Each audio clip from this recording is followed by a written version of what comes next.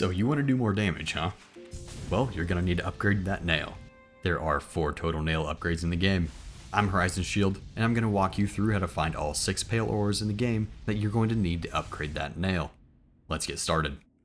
Starting off in the Ancient Basin, this one can be found before you've beaten the Broken Vessel, meaning you don't need this double jump. I chose to start from the Hidden Stag Station after the Broken Vessel fight, but you don't need to. Head to the area you entered the Ancient Basin from at the tram, and then head left. You may want some soul, so it doesn't hurt to attack a few enemies along the way. There's going to be a hole to drop down, and as you go in, you will be greeted by a lesser Malek. Either run past him or fight him, but then we're going to continue left. The hole we jump over actually holds a grub, by the way. Keep going left and then drop down, and you will be in a fight with 2 lesser Maleks at the same time. You must fight them to get the ore, so take them out any way you want, and then go left. Your first pale ore is waiting to be taken.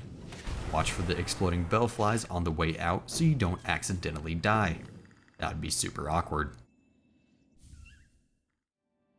Second up is the pale ore from the Seer over in the Resting Grounds.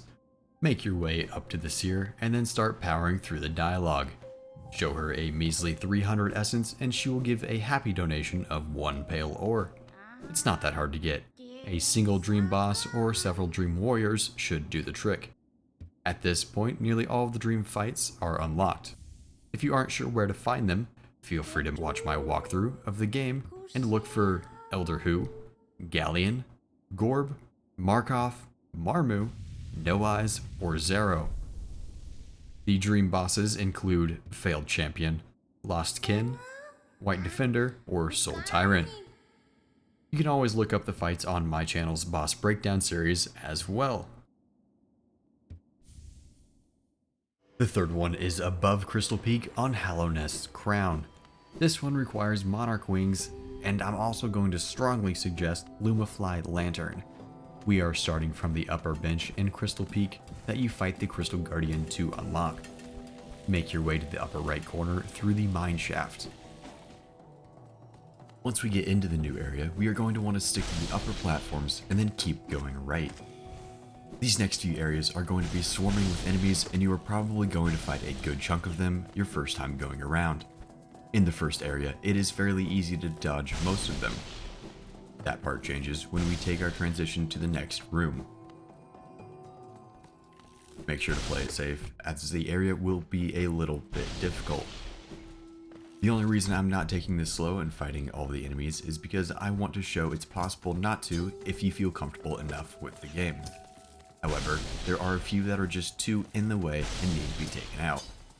This area is separated by several rooms, but they all have miners shooting lasers, flies flinging crystals, and crystal beetles in the worst possible spots. Feel free to fight as many or as few of them as you want to.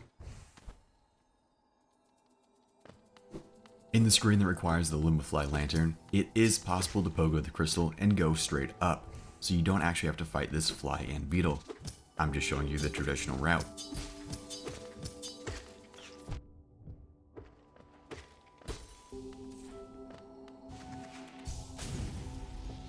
But as you make your way to the top of the area, you will eventually come to the Hallownest crown. As you go to the left, there will be a pale ore sitting just before the drop. Pick it up and then feel free to jump off, as it is just a shortcut down.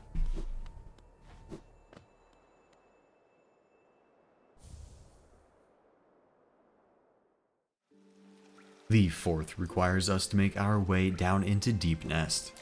The ore is going to be behind several breakable walls and a boss. You've been warned, so be careful.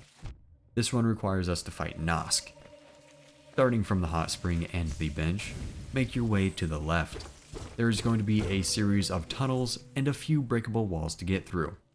Follow along and try not to get too lost. You can always free that grub there if you don't want to come back for him later.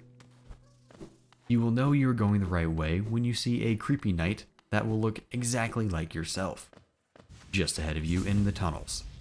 Try to follow the direction he is going, and it will actually lead you the right way. The tunnels twist and turn, but there is only one way through, and there are no lethal traps to worry about. There is also a shortcut back to the exit, before you get to the boss if you want to unlock it in case you die. If you happen to be having trouble with Nosk, feel free to watch my boss breakdown to get a better understanding of him and how to make it easy. After following and defeating Nosk, and getting that one last swing in for good measure, the pale ore will be in the room to the right of the arena. Make sure you grab it before going back the way you came, and make sure you use the shortcut to get out this time. The fifth pale ore is a gift from the Grubfather for rescuing a total of 31 grubs. Make your way down to the Forgotten Crossroads and collect your reward. It will eventually become infected, but the Grubfather will always be there. There are a total of 46 grubs in the entire game, so make sure you are collecting them when you can. You can also get the collector's map from the collector, imagine that, in the Tower of Love to get the grubs pinned on your map so you know which ones you have and which ones you still need to collect. The key to the Tower of Love is over in Queen's Garden, and the Tower of Love itself is on the left side of Kingdom's Edge. If you are struggling with finding the grubs, I plan on making a guide for all 46 of them, so be on the lookout for that. The sixth and final pale ore is the reward for finishing the second Colosseum fight, the Trial of the Conqueror, located above Kingdom's Edge. These challenges are going to take you a few attempts to get right, but they are well worth their rewards for the first two trials. The third trial just gives some geo. They will test your mastery of the game and will probably give you a pretty good fight.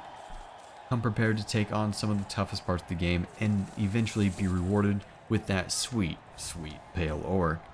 The geo will come in handy when paying for our upgrades with the Nailsmith. Now that you've collected all of your pale ores, make sure you go check in with the Nailsmith at the far left of the City of Tears to get that extra damage. These upgrades are going to cost you a pretty penny, or geo in this case, I suppose. The first upgrade requires 250 geo, the second requires 800 geo and 1 pale ore, the third requires 2000 geo and 2 pale ore, the final upgrade will cost you 4000 geo and the final 3 pale ore.